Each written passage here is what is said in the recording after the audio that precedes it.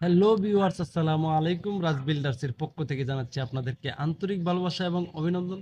যে যেখান থেকে ভিডিওটা দেখছেন সবাইকে ধন্যবাদ। সো যারা ইউটিউব থেকে দেখছেন তারা আমার ইউটিউব চ্যানেলটি সাবস্ক্রাইব করে দিবেন, পাশে থাকা বেল আইকনটি বাজিয়ে দিবেন। যারা ফেসবুক থেকে দেখছেন তারা আমার পেজটিকে ফলো দিবেন। ভিডিওটা শেয়ার করে আপনার টাইমলাইনে রেখে দিতে পারেন, যে কোনো মুহূর্তে আপনার কাজে আসতে পারে। বিল্ডিং কনস্ট্রাকশনের অজানা তথ্য নিয়ে হাজির হয়ে গেলাম আপনাদের মাঝে। সো কথা না বাড়িয়ে চলে যাচ্ছি মূল ভিডিওতে। তো ইতিমধ্যে দেখতে পাচ্ছেন আমাদের ছাদের বিমের তলার কাজ কিন্তু শুরু হয়ে গেছে। সো বিমের তলার কাজ করার আগে কি কি বিষয়গুলো আপনাদেরকে প্রথমে করতে হবে। সো আজকে আমার এই ভিডিওটা হচ্ছে যারা কাঠবাসের কাজে নতুন তাদের উদ্দেশ্যে।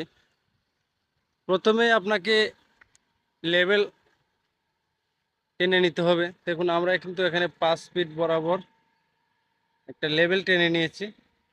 সো 5 ফিট বরাবর লেভেল টানার পরে ওয়াটার লেভেল করে, যেমন এই ওয়াটার পাইপ দিয়ে পুরা কলামগুলা লেভেল করে নিতে হবে।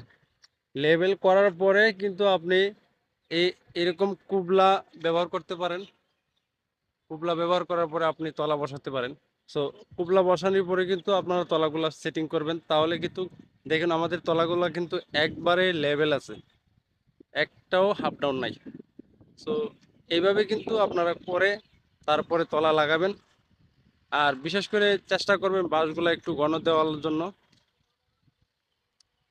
20 ইঞ্চি বা 24 ইঞ্চি, 2 ফিটের ভিতরে বাঁশগুলা, তলার বাঁশগুলা রাখার চেষ্টা করবেন, তাহলে কিন্তু সুন্দর হবে। আর এইভাবে কাজগুলা করলে আপনার কাজ দ্রুত এগিয়ে যাবে এবং খুব সুন্দর হবে।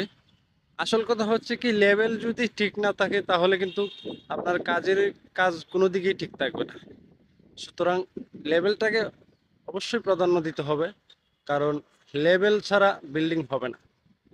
তো সেটা ওয়ালে ওয়াটার লেভেলই হোক, লেভেল অবশ্যই আপনাকে লেভেল করে তারপরে কাজ করতে হবে, তাহলে কাজটা অনেক সুন্দর হবে, আকর্ষণীয় হবে।